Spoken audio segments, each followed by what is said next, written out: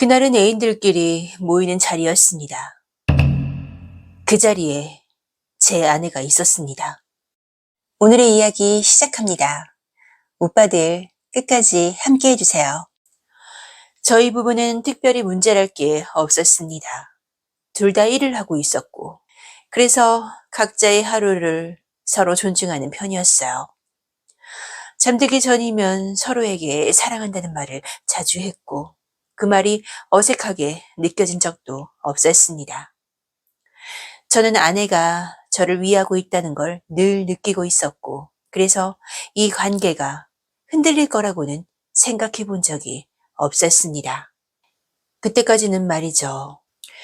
그 무렵 같은 업종 지인과 술자리를 가지게 됐는데요.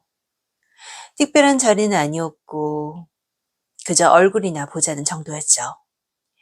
자리에 나가보니까 지인은 애인과 함께였고, 어느 정도 대화가 무르익을 무렵 그 애인이 자기 친구를 부르더군요. 그렇게 아주 자연스럽게 한 여자를 소개받게 됐습니다. 며칠 뒤 그녀에게서 연락이 왔어요. 낮에 점심이나 같이 하자는 말이었죠. 처음에는 정말로 점심만 먹었습니다. 그러다 커피를 마셨고 그렇게 몇 번이 지나갔어요. 그러다 보니 서로 좋아지고 있다는 감정에 확인이 필요해졌습니다. 굳이 말로 꺼내지 않아도 이미 느껴지고 있었으니까요. 그래서 자연스럽게 서로가 원하는 쪽으로 발걸음이 옮겨졌고 그곳에서 시간을 보내게 됐습니다. 그녀의 몸선이 드러나는 순간 생각보다 훨씬, 아니 솔직히 말하면은 기대 이상이었어요. 그래서였는지 저는 한동안 입이 다물어지지 않았습니다. 그걸 알아챘는지 그녀가 먼저 말했죠. 그러다 시간 다 가겠다고요. 어서 본론으로 가자고. 자기 기다리게 하지 말라고요. 그 안에서는 정신없이 시간이 흘렀습니다. 밖에서 전화가 울릴 때까지 말이죠. 그리고 밖에서 나왔을 때 우리는 분명히 더 가까워져 있었습니다. 오랜만이었죠. 아내가 아닌 다른 여자와 그렇게 가까워졌다는 게 말입니다. 시간이 지나도 몸은 이미 그 시간을 기억하고 있었어요. 그리고 그 기억이 다시 또렷해질 즈음 자연스럽게 다시 만남을 가졌습니다. 우리의 만남은 일주일에 한 번, 그 정도가 서로에게 가장 편한 간격이 됐어요. 그녀 역시 유부녀였고, 그래서 우리는 규칙을 하나 정했습니다. 퇴근 후에는 연락하지 않기, 주말에는 각자의 자리로 돌아가기, 가정에 들어가서는 각자의 역할에 충실했고, 서로를 불편하게 만드는 집착 같은 건 없었습니다. 집에서는 아내에게 최선을 다했고, 밖에서 그녀를 만날 때는 그 시간만큼은 그녀에게 집중했어요. 그런 만남이 점점 편해졌고, 그래서 더 의식하지 않게 됐습니다. 그리고 우리는 가끔씩 그 지인 커플과 함께 한 달에 한두 번 정도 골프를 치기도 했어요. 처음 우리를 이어준 사람들이었고, 그렇게 쌍쌍이 다니는 게 여러모로 편했기 때문이었죠. 그러던 어느 날 그 지인이 이런 말을 꺼냈어요.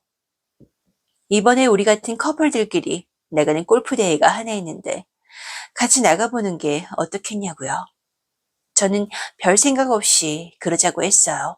어차피 우리 같은 사람들이 모이는 자리라서 괜히 시선을 의식할 필요도 없었고 대회에 나가는 것도 나쁘지 않겠다고 생각했으니까요. 그리고 그날이 왔습니다.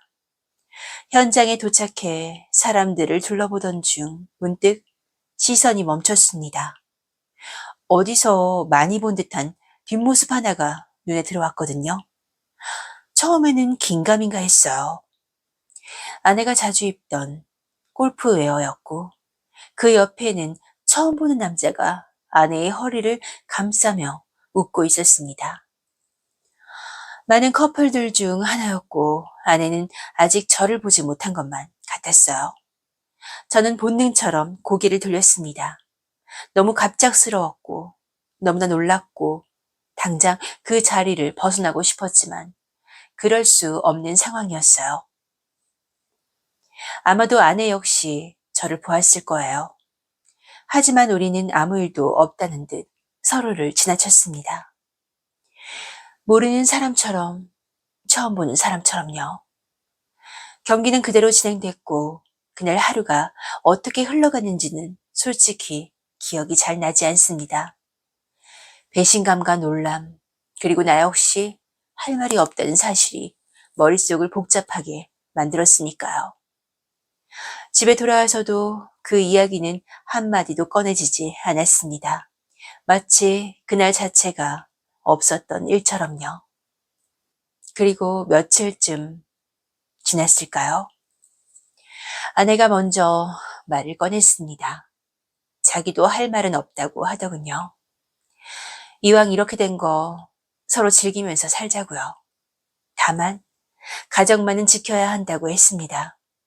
아이들, 집, 지금까지 쌓아온 삶은 건드리지 말자는 조건이었죠. 저 역시 그 말에 공감했습니다. 그래서 어떻게 됐냐고요? 그 이후로 우리는 각자의 삶을 살고 있습니다. 겉으로 보기엔 여전히 아무 문제 없어 보이는 평범한 부부로 말이죠. 적어도 다른 사람들 눈에는요.